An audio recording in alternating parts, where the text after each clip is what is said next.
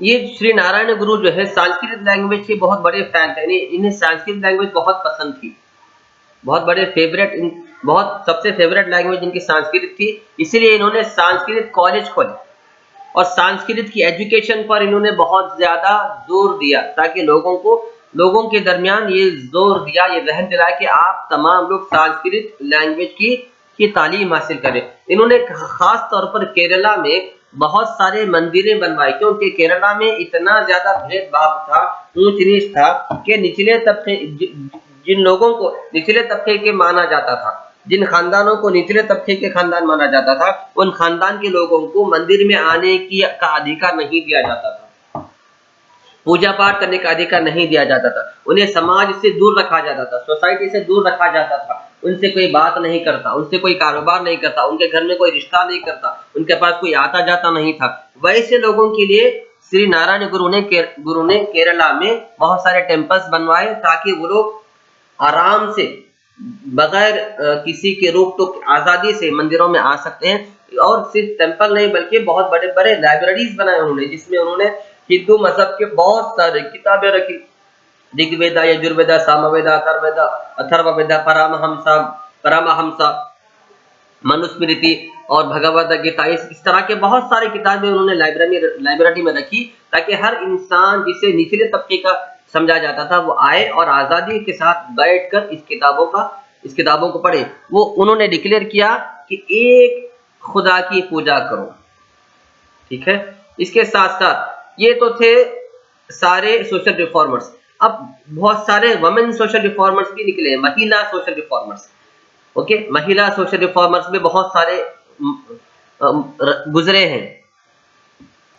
महिला समाज सेवक, उसमें सबसे पहले नाम आता है सावित्रीबाई फुले।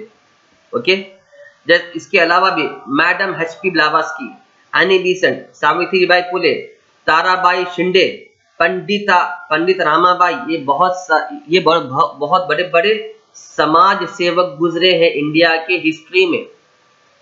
ठीक है, कौन-कौन है? Madam H P. ब्लावात्स्की, जो कि इंडियन नहीं थे, लेकिन फिर भी इंडिया में आकर इंडिया के समाज के लिए उन्होंने मेहनत की। एनी बेसेंट, ये भी इंडिया के नहीं थे, इन्होंने इंडिया आकर इंडिया के लैंग्वेजेस को सीख कर इंडिया के लोगों में सुधार पैदा किया।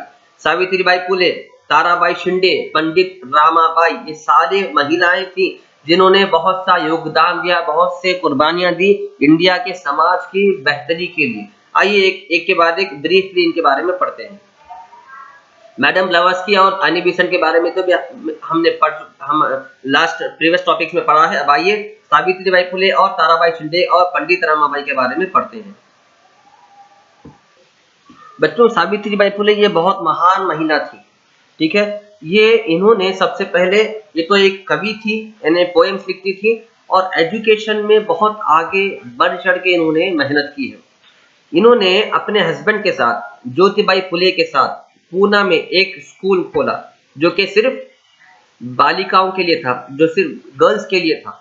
क्योंकि बहुत पहले के दौर में क्या होता था, गरीबी बहुत ज़्यादा थी और गरीबी से डर कर लोग अपने बच्चों को मार दिया करते थे।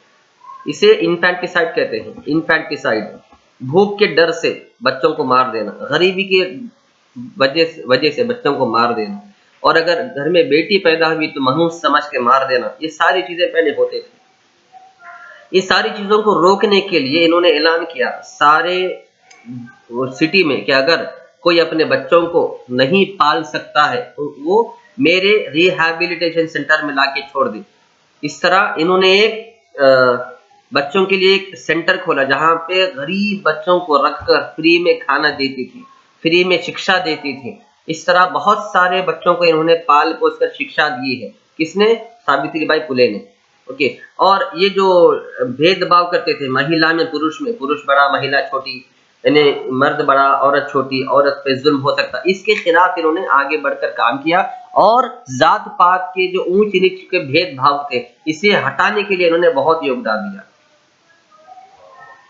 Okay, she shouldered the responsibility of social struggle waged by her husband Jyotibai Phule. Okay, इसके अलावा इन्होंने वो सारे बीमार लोग जो इलाज नहीं करवा सकते थे, उनके लिए एक ट्रीटमेंट सेंटर भी खोला। while treating the patients of plague plague का मतलब ताउन की बीमारी, ताउन। ये बीमारी जिस किसी को भी थी वो उनके घरों तक जाकर इलाज करती थी, उनका ट्रीटमेंट करती थी, अपने बेटे को लेकर उनका ट्रीटमेंट करती थी। इसी के दौरान उनकी मृत्यु हो गई।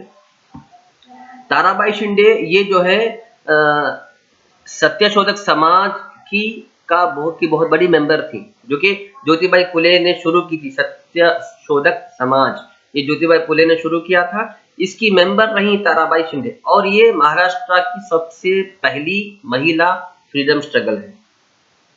ठीक है, हिंदुस्तान की आजादी के लिए लड़ने वाली महाराष्ट्र की सबसे पहली महिला है। इन्होंने सत्यशोधक समाज को आगे बढ़ाया, उनकी टीचिंग्स को आगे बढ़ाया, उनके काम को आगे बढ़ाया और उनके मिशन को आगे लेते चली। और उन्होंने एक किताब भी लिखी जिसका नाम है स्त्री पुरुषा तुलना, यानी आदमी और औरत के बीच में कोई डिफरेंस नहीं है, यानी मर्तबे मुकाम में जो मर्तबा आदमी का है वही मर्तबा औरत का भी है, जो समाज में जो पोजीशन मर्द का है वही पोजीशन औरत का भी है। इस पर उन्होंने बहुत अच्छी किताब लिखी ताकि महिलाओं पर होने वाले अत्याचार को खत्म किया जाए और महिलाओं को उनका अधिकार दिलाया जाए। नेक्स्ट आते हैं पंडित रामाबाई। ये जो पंडित रामाबाई है बच्चों, ये हिंदू धर्म में हिंदू फैमिली में पैदा होने वाली लेडी हैं। इनके वालिद का नाम था अनंत शास्त्री डोंगरी और इनके माँ का नाम था लक्ष्मीबाई। ये एजुकेशन लेने के लिए इंग्लैंड गई। इंग्लैंड में जाने के बाद वहां पर इन्होंने क्रिश्चियनिटी मजहब को अपना लिया, वो क्रिश्चियन बन गई। बहुत ज्यादा पूरे डिग्रीज कंप्लीट करने के बाद, एजुकेशन में बहुत आगे बढ़ने के बाद, इन्होंने मास्टर्स डिग्री कंप्लीट करने के बाद ये इंडिया वापस आकर महिलाओं के तरक्की के लिए अपनी जिंदगी को वक्त कर दिया, जिंदगी को डेडिकेट कर दिया। यानी सारी जिंदगी, मतलब ये कि सारी जिंदगी महिलाओं के भलाई के लिए, महिलाओं की बेहतरी के लिए अपनी जिंदगी सारी लगा दी महिलाओं की बेहतरी के लिए। ठीक है, और एक मुक्ति मिशन की भी शुरुआत की उन्होंने। मुक्ति मिशन यानी महिलाओं को अत्याचार से मुक्ति दिलाना चाहिए। इसके अलावा वो महिलाएं जिनका कोई होता नहीं, जिनका कोई शौहर नहीं, जिनके कोई पेरेंट्स नहीं है, जिनके कोई खानदान के मेंबर नहीं है, उन महिलाओं के लिए और यतीम बच्चों के लिए और वो सारे लोग जो अल्कोहलिक एडिक्ट है, उन सारे लोगों के लिए रिहैबिलिटेशन सेंटर बनाया। रिहैबिलिटेशन सेंटर यानी वो एक इस तरह का एक सेंटर होता है जहां पर बेवाओं के लिए और यतीम बच्चों के लिए और अल्कोहलिक एडिक्ट्स के लिए उन्हें रखकर, उन्हें खाना पीना देकर उनकी ट्रीटमेंट किया जाता है, उनकी देखभाल की जाती है फ्री में, मुफ्त में। ओके, मुफ्त में समाज सेवा के तौर पर। तो उन्होंने रिहैबिलिटेशन सेंटर भी शुरू किया। मुक्ति मिशन इन्होंने शुरुआत की मुक्ति मिशन की 1889 में। ओके, ये बहुत बड़ी सोशल रिफॉर्मर है इंडिया की, जो कि क्रिश्चियन है। ठीक है, क्रिश्चियन होते हुए इन्होंने इंडिया के लिए बहुत योगदान दिया। इंग्लैंड में पढ़ के आए, महिलाओं की सुरक्षा के लिए, महिलाओं के अधिकार के लिए उन्होंने आगे बढ़ चढ़ के हिस्सा लिया और अपनी सारी जीवन को स्थापित किया महिलाओं के बेटरमेंट के लिए।